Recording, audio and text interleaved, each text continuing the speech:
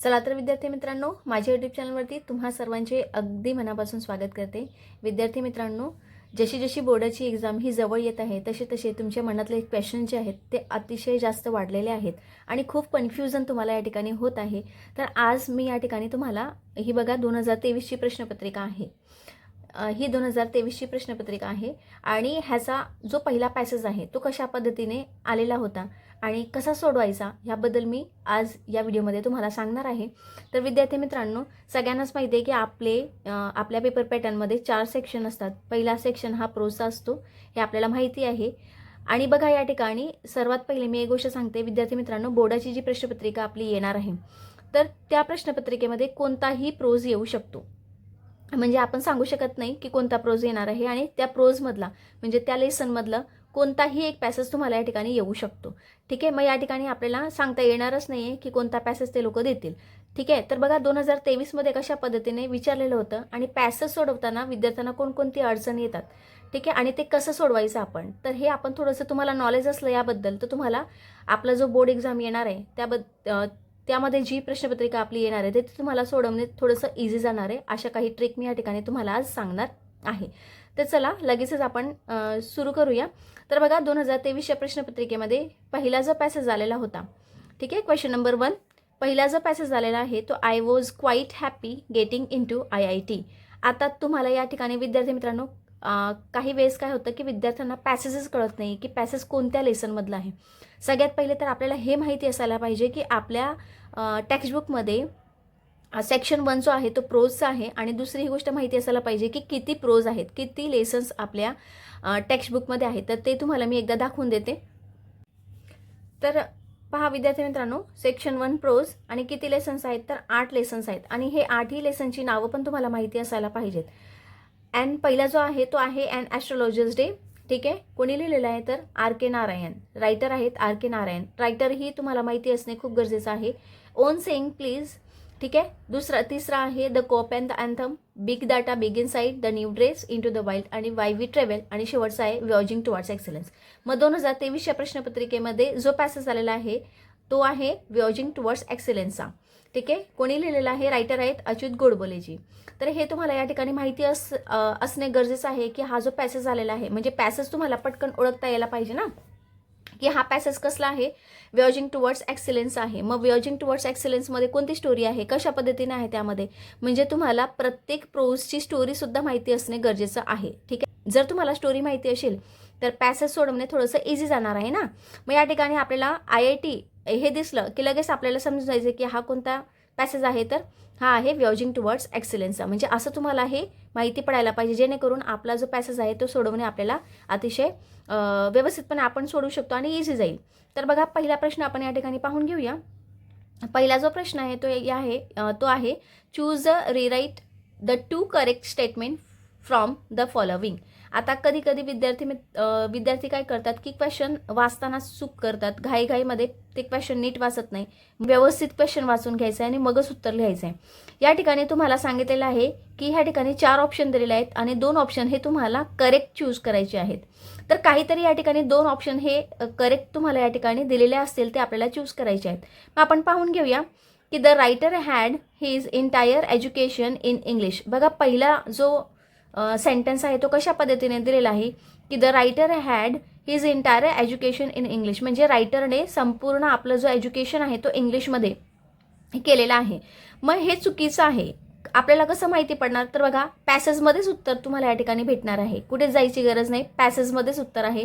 या ठिकाणी त्यांनी सांगितल्या पॅसेजमध्ये I had my entire education in Marathi. जर तुम्ही हा पॅसेज नीट रीड केलेला असेल तर तुम्हाला उत्तर हे लगेचच सापडून जाईल की इथेच उत्तर आहे I had my entire education in Marathi. म्हणजे त्यांचं जे एज्युकेशन होतं ते पूर्ण एज्युकेशन मराठीमध्ये झालेलं होतं.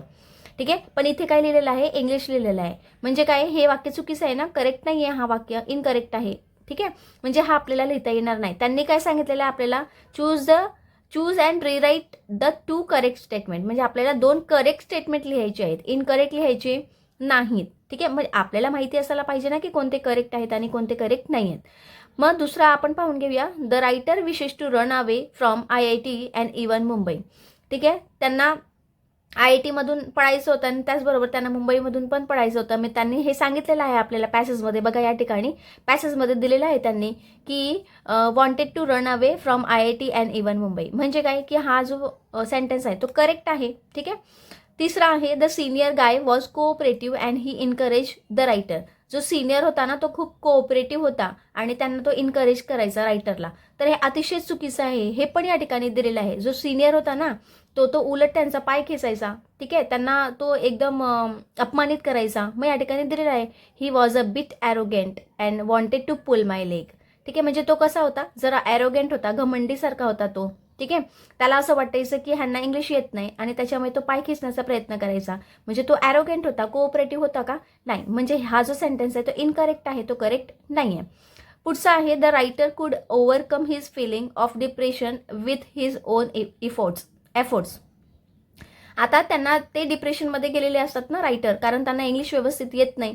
ठीक आहे. ते हुशार होते, भरपूर हुशार होते, एकदम टॉपर होते, पण त्यांची इंग्लिश ही मात्र व्यवस्थित नव्हती आणि त्याच्यामुळे जो सिनियर जो होता त्यांचा तो काय करायचा, नेहमी त्यांना अपमानित करण्याचा प्रयत्न करायचा. मग ते डिप्रेशनमध्ये जातात. पण त्या डिप्रेशनमधून बाहेर ओव्हरकम कसं करायचं हे त्यांनी स्वतःचेच एफर्ट्स लावलेले आहेत या ठिकाणी. म्हणजे हे जे सेंटेन्स आहे ते या ठिकाणी कसं आहे, करेक्ट आहेत. त्यांनी स्वतः काय केलेलं आहे, एफर्ट्स लावून त्या डिप्रेशनमधून ते बाहेर पडलेले आहेत. ठीक आहे. तर बघा 2 करेक्ट आहेत आणि 2 इनकरेक्ट आहेत, पण आपल्याला कोणतं लिहायचं आहे, 2 करेक्ट स्टेटमेंट लिहायचं आहे. मग आपण या ठिकाणी जो ऑप्शन नंबर बी आहे आणि ऑप्शन नंबर जो डी आहे तो या ठिकाणी आपण लिहू शकतो. अशा पद्धतीने तुम्हाला उत्तर सोडवायचं आहे. क्वेश्चन नंबर 2 कशा आलेला आहे, तर बघा या ठिकाणी क्वेश्चन नंबर 2 दिलेला आहे the writer develop and inferiority complex during his stay in Mumbai analyst the causes. आता तुम्हाला माहिती आहे की ते डिप्रेशनमध्ये गेलेले असतात. त्यांना एकदम कसं वाटत होतं की प्रत्येक वेळेस त्यांना तो सिनियर अपमानित करत होता आणि त्यांना जी त्यांची इन्फेरियरिटी होती त्यांना ती माहिती होती. ती कोणती आहे, तर बघा त्यांनी हे सुद्धा पॅसेजमध्ये त्यांनी स्वतःहून सांगितलेलं आहे. बघा या ठिकाणी त्यांनी स्वतःहूनच 4 ऑप्शन द्यायला सांगितलेले आहेत आपल्याला या ठिकाणी उत्तरामध्ये. मग या ठिकाणी आहे बघा, I had my entire education in Marathi. ठीक आहे. त्याच्यामुळे काय झालं की त्यांची spoken English was quite pathetic होती. त्यांची स्पोकन इंग्लिश व्यवस्थित नव्हती ना, चांगली नव्हती. मग ते तुम्ही या ठिकाणी वॉकॅब्युलरीमध्ये लिहू शकता की त्यांची जी इंग्लिश होती ती अतिशय वीक होती. ठीक आहे. त्यांची वॉकॅब्युलरी ही खूप वीक होती. त्यानंतर हे बघा, व्हेरी वीक वॉकॅब्युलरी, त्यांची वॉकॅब्युलरी ही वीक होती. आपल्याला 4 ऑप्शन लिहायचे आहेत. मग या ठिकाणी तुम्ही व्हेरी वीक वॉकॅब्युलरी लिहू शकता. त्यानंतर स्पोकन इंग्लिश पॅथेटिक, या ठिकाणी दिलेलंच आहे त्यांनी की त्यांची स्पोकन इंग्लिश कशी होती, तर पॅथेटिक होती. त्यानंतर प्रोनाऊन्सिएशन हा एकदम टॅरिबल होता त्यांचा. मग या ठिकाणी त्यांनी दिलेलं आहे, पॅसेजमध्येच उत्तर आहे बघा, प्रोनाऊन्सिएशन ऑल्सो वॉज टॅरिबल. तेही तुम्ही या ठिकाणी ऑप्शनमध्ये लिहू शकता. आणि या ठिकाणी अजून त्यांनी एक दिलेलं आहे की English sentence very awkward to say the list. मग या ठिकाणी तुम्ही ऑप्शनमध्ये लिहू शकता की इंग्लिश सेंटेन्स हे ऑकवर्ड होते त्यांचे. ठीक आहे. अशा पद्धतीने तुम्ही 4 ऑप्शन या पॅसेजमधून तुम्ही निवडायचे आहेत आणि काय करायचं आहे, लिहायचं आहे.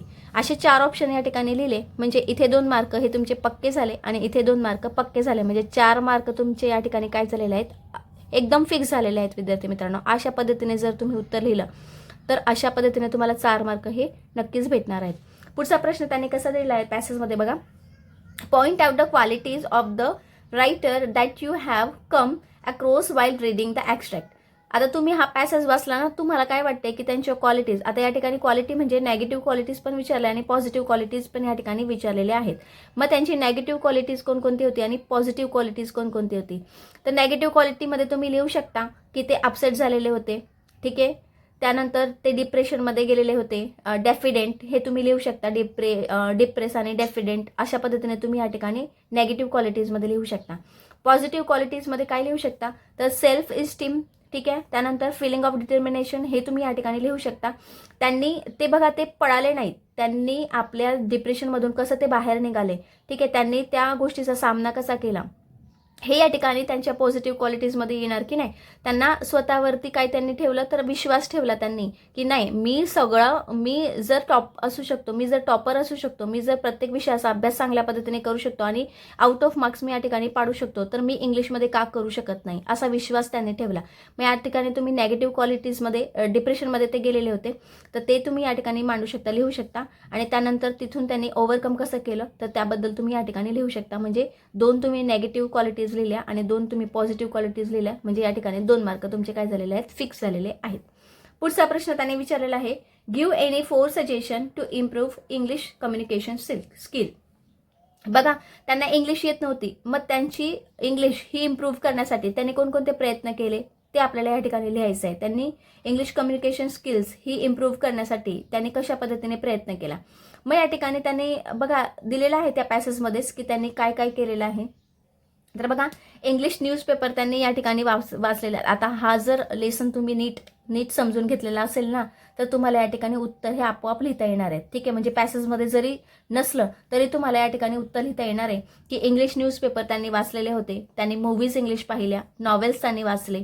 अशा पद्धतीने त्यांनी काय केलेलं आहे की इंग्लिश कम्युनिकेशन स्किल ही डेव्हलप करण्यासाठी, इम्प्रूव्ह करण्यासाठी खूप प्रयत्न त्यांनी केलेले, स्वतःहूनच प्रयत्न केले, स्वतःहूनच एफर्ट्स त्यांनी लावलेले आहेत. ते स्वतः काय करायचे, आरशासमोर उभे राहायचे आणि इंग्लिश बोलण्याचा प्रयत्न करायचे. अशा पद्धतीने त्यांनी खूप प्रयत्न केलेत. इंग्लिश न्यूजपेपर वाचले, मूव्हीज, नॉवेल्स, अशा पद्धतीने त्यांनी काय केलेलं आहे, स्वतःहून इंग्लिश बोलण्याचा प्रयत्न या ठिकाणी केलेला आहे. पुढचा प्रश्न आहे तो लँग्वेज स्टडीज आहे, म्हणजे ग्रामरचा आहे. या ठिकाणी विद्यार्थी मित्रांनो, ग्रामरमध्ये कशा पद्धतीने प्रश्न विचारलेले आहेत बघा. पहिला जो ग्रामर आहे तो या ठिकाणी विचारलेला आहे, I was quite happy getting in to IIT but my job was short lived. ठीक आहे, ते खूप हॅप्पी होते ना, त्यांना IIT मध्ये जॉब मिळालेला होता, पण त्यांची जी हॅपीनेस होती, म्हणजे त्यांचा जो आनंद होता ना, तो शॉर्ट लिव्ड होता. ठीक आहे, का असं होतं. मग या ठिकाणी बघा प्रश्न कसा विचारलाय, choose the correct alternative showing proper use of दोचा वापर या ठिकाणी तुम्हाला करायचा आहे. मग या ठिकाणी बघा, पहिलाच प्रश्न या ठिकाणी उत्तर दिलेलं आहे तुम्हाला ऑप्शनमध्ये. तर यामध्ये though I was quite happy getting in to IIT but my joy was short lived, या ठिकाणी बटचा वापर केलेला आहे, म्हणजे हा प्रश्न येणार नाही, हे उत्तर येणार नाही. I was quite happy getting in to IIT though, तर दो हा सुरुवातीला लागणार आहे, मग या ठिकाणी मध्येच दिलाय, म्हणजे हे ऑप्शन पण बरोबर नाही आहे.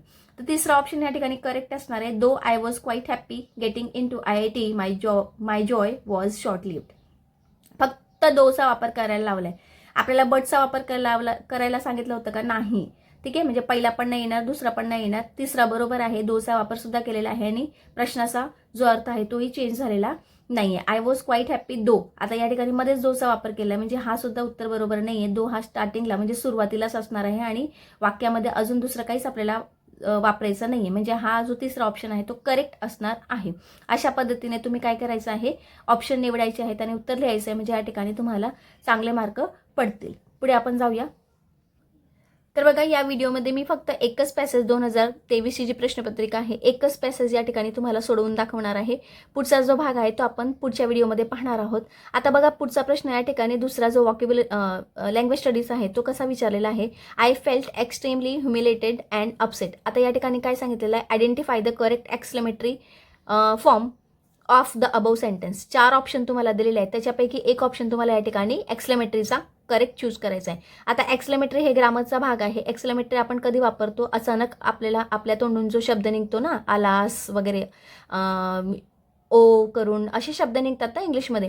तर काही ज्या गोष्टी आहेत त्यासाठी आपण एक्सक्लेमेटरी सेंटेन्सचा वापर करत असतो. आणि एक्सक्लेमेटरीमध्ये एक गोष्ट अजून असते ती म्हणजे उद्गारवाचक चिन्ह. हा खूप महत्त्वाचा असतो. उद्गारवाचक चिन्हाशिवाय आपण एक्सक्लेमेटरी करू शकत नाही. तर आता या ठिकाणी बघा, आपल्याला जो सेंटेन्स दिलेला आहे तो आहे, I felt extremely humiliated and upset. आता या ठिकाणी काय करायचं आहे की पहिला आपण जो नियम आहे ना एक्सक्लेमेटरी करतानाचा, पहिला नियम काय असतो की हावचा वापर करायचा आहे किंवा वॉट अचा वापर करायचा आहे. मग आपण वॉट कधी वापरतो, जेव्हा वाक्यामध्ये ए असला, ठीक आहे, तरच आपण वॉट असला तरच आपण या ठिकाणी वॉटचा वापर करतो. मग या ठिकाणी कुठेच मला दिसत नाही, म्हणजे आपल्याला या ठिकाणी वॉटचा वापर करायचा नाही आहे, तर कसला वापर करायचा आहे, हावचा वापर करायचा आहे. म्हणजे हे जे वॉट्सचे आहेत हे दोन्ही कॅन्सल होतील. आता हे दोनच राहिलेत ऑप्शन. आता या ठिकाणी कसं दिलं बघा, how extremely humiliated to do I feel. Already या ठिकाणी उद्गारवाचक चिन्ह या ठिकाणी वापरलेलं आहे, म्हणजे एक्स्ट्रीमली हा शब्द येणारच नाही. आणि या ठिकाणी बघा दुसरा जो ऑप्शन आहे B, how humiliated and upset I felt. तर या ठिकाणी हावचा वापर एक्स्ट्रीमलीच्या ऐवजी आपण काय वापरणार आहोत, हावचा वापर करणार आहोत. हाऊ नंतर आपल्याला या ठिकाणी शेवटचा जो सेंटेन्स असतो तो घ्यायचा असतो, ह्युमिलेटेड अँड अपसेट, आणि त्याच्यानंतर आपल्याला आय फेल्ट म्हणजे पुढचा जो सेंटेन्स असतो तो भाग या ठिकाणी घ्यायचा असतो. म्हणजे आय फेल्ट घेतला आणि शेवटी आपल्याला उद्गारवाचक चिन्हाचा वापर करायचा असतो. म्हणजे उत्तर बी हे करेक्ट ऑप्शन आहे, how humiliated and upset I felt. अशा पद्धतीने त्यानंतर पुढचा जो प्रश्न आहे तो आहे मॅच द फॉलोविंग. हा A6 प्रश्न आहे. 2000 मला वाटतं 22च्या प्रश्नपत्रिकेमध्ये सुद्धा असाच प्रश्न विचारलेला होता. तर बघा, match the following words in column A with their antonyms. आता लक्ष द्यायचं विद्यार्थी मित्र, कधी कधी विद्यार्थी काय करतात की अँटोनिम्सच्या ऐवजी सिनोनिम्स टाकून देतात. ठीक आहे, म्हणजे त्यांना असं वाटतं की सिनोनिम्स आहे. तर लक्ष द्यायचं आहे की अँटोनिम्स विचारलंय म्हणजे अँटोनिम्स म्हणजे काय, तर विरुद्धार्थी शब्द या ठिकाणी विचारलेला आहे. ठीक आहे, समानार्थी शब्द विचारलेला नाही. तर हे नीट लक्ष द्यायचं आहे, नीट क्वेश्चन वाचून घ्यायचं आहे. आता या ठिकाणी 4A मध्ये तुम्हाला दिलेलं आहे. डेफिडेंट दिलेला आहे, ह्युमिलेटेड, ॲरोगेंट आणि इन्फेरियरिटी दिलेलं आहे. मग या ठिकाणी डेफिडेंटचा जो अर्थ आहे तो कसा होतो की आत्मविश्वासहीन, म्हणजे ज्याच्याकडे आत्मविश्वासच नाही आहे. दुसरा आहे ह्युमिलेटेड, अपमानित एखाद्याला आपण करतो त्यालाच आपण ह्युमिलेटेड म्हणतो. ॲरोगेंट हा जरा ॲटिट्यूड म्हणजे घमंडीसारखा असतो, त्याला आपण ॲरोगेंट म्हणतो. आणि इन्फेरियरिटी म्हणजे हीन भावना, अशा पद्धतीने ह्याचा अर्थ होतो. आता ह्याचा विरुद्ध अर्थाचा जो ऑप्शन आहे तो आपल्याला या ठिकाणी चूज करायचा आहे. आता बघा, कॉन्फिडेंट म्हणजे काय, आत्मविश्वास, म्हणजे डेफिडेंट हा आत्मविश्वासही नाही, म्हणजे ह्याचं जो उत्तर आहे काय असणार आहे, पहिल्याचं उत्तर असणार आहे ते कॉन्फिडेंट असणार आहे. दुसरा आहे ह्युमिलेटेड, तर या ठिकाणी काय असणार आहे, ॲक्सिलेटेड. आता या ठिकाणी अशा पद्धतीने तुम्हाला या ठिकाणी अर्थसुद्धा माहिती असणे खूप गरजेचं आहे. ॲरोगेंट हा काय आपण पाहिलं की जरा घमंडीसारखा असतो, त्याला आपण ॲरोगेंट म्हणतो ना. आणि या ठिकाणी हंबल, ह्याचं बघा, हंबल हा शब्द सर्वांनाच माहिती आहे, म्हणजे आपल्याला ॲरोगेंटला कोणाशी मॅच करायचा आहे, हंबलशी मॅच करायचा आहे. आणि इन्फेरिटी म्हणजे हीन भावना, तर ह्याचा विरुद्ध जो आहे तो बघा, या ठिकाणी जरा शब्द सेम दिलेला आहे, म्हणजे तुम्हाला उत्तरही जरी तुम्हाला अर्थ माहीत नसेल तरी तुम्हाला उत्तर हे परफेक्ट या ठिकाणी मॅच करता येणार आहे. इन्फेरियरिटी आणि या ठिकाणी सुपेरियरिटी दिलेला आहे, म्हणजे या ठिकाणी काय दिलेलं आहे, हा सेम शब्द दिलेला आहे, म्हणजे तुम्हाला हा 1 मार्क तर नक्कीच या ठिकाणी भेटणार आहे. अशा पद्धतीने तुम्हाला काय करायचं आहे, मॅच करायचं आहे. आता मॅच करताना काय करणार आपण, अशा पद्धतीने मॅच केलेलं आहे तसं तुम्हाला मॅच करायचं नाही आहे, तर तुम्हाला डेफिडेंट असं लिहून पुढे डॅश करायचं आहे आणि त्याचं उत्तर लिहायचं आहे कॉन्फिडेंट.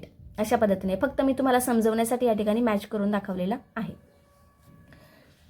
पुढचा या ठिकाणी प्रश्न आहे विद्यार्थी मित्रांनो, तो आहे डू ॲज डायरेक्टेडचा. आता या ठिकाणी पॅसिव्ह व्हॉइस तुम्हाला या ठिकाणी विचारलेला आहे.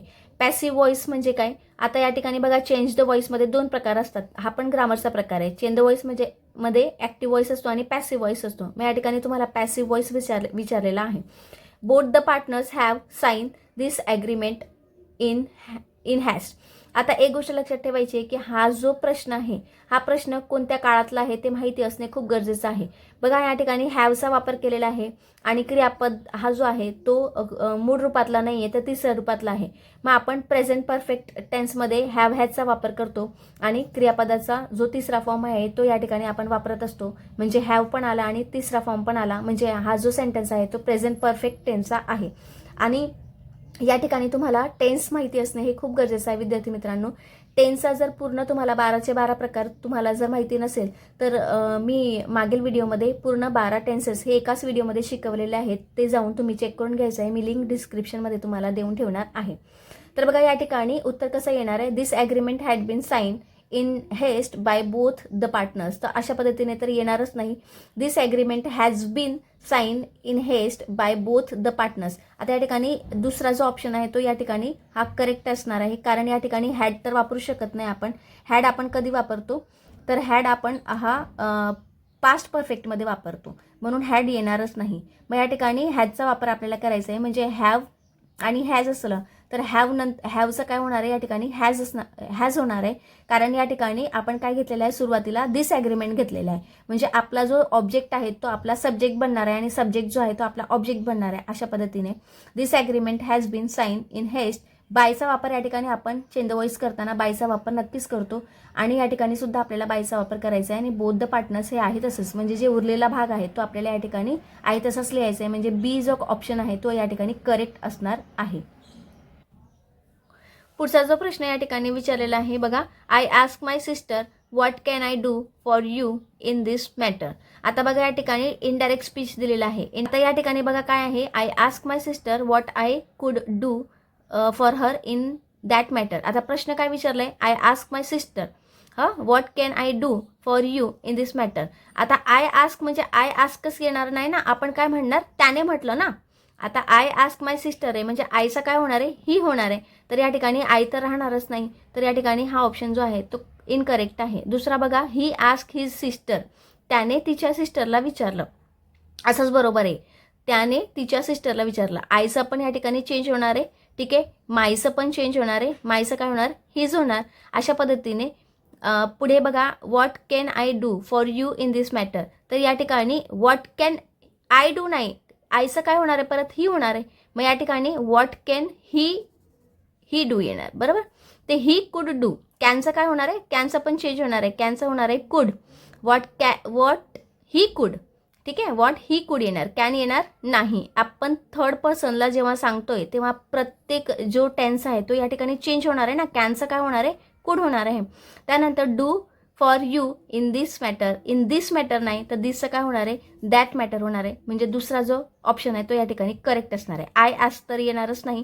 आता या ठिकाणी काय चुकलं आहे, he ask my sister, he ask my sister नाही, ही सिस्टर येणार आहे. त्याच्यामुळे हा ऑप्शन सुद्धा इनकरेक्ट आहे. हाच ऑप्शन जो बी आहे तो करेक्ट आहे. He ask his sister what he could do for her in that matter. त्यानंतर पुढचा जो प्रश्न विचारलेला आहे तो आहे नो सूनरचा.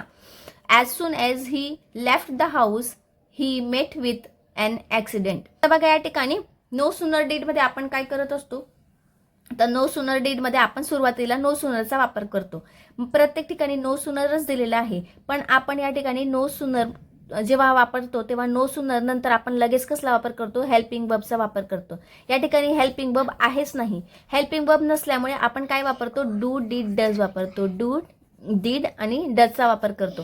मग या ठिकाणी डीड वापरलेला आहे बघा, नो सूनर डीड. म्हणजे ह्याच्यावरूनच तुमच्या लक्षात येणार आहे की हा जो सी ऑप्शन आहे हा करेक्ट आहे.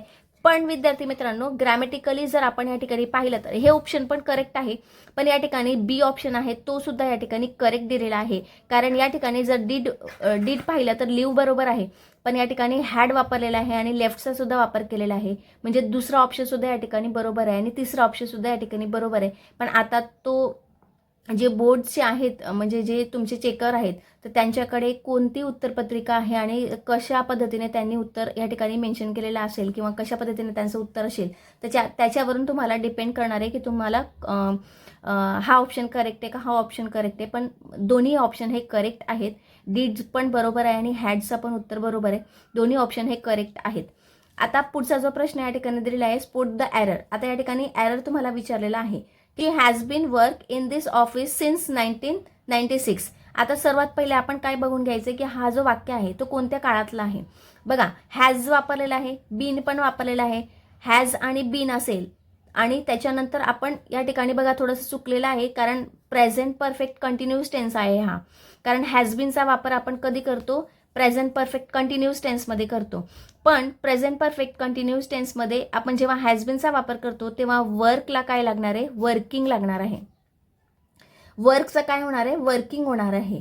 म्हणजे कंटिन्यूअस टेन्स आला म्हणजे या ठिकाणी वर्किंग होणार आहे. हे मी मागील व्हिडिओमध्ये जेव्हा मी टेन्स शिकवत होते तेव्हा मी पूर्णपणे एक्सप्लेन केलेलं आहे विद्यार्थी मित्रांनो. तर बघा, शी हॅज बीन वर्क नाही येणार, वर्किंग येणार.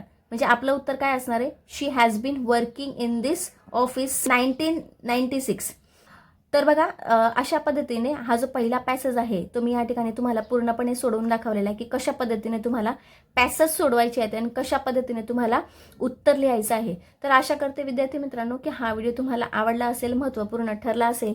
आणि असेच जर व्हिडिओ तुम्हाला पुढचा पॅसेज, पोएमचा जर पॅसेज तुम्हाला या ठिकाणी पाहिजे असेल तर मला कॉमेंट बॉक्समध्ये नक्कीच कळवायचं आहे. मी पुढचा पॅसेज जो आहे पोएमचा आणि अनसीन पॅसेजचा तोही मी तुम्हाला सोडून दाखवण्याचा पुढच्या व्हिडिओमध्ये प्रयत्न करणार आहे.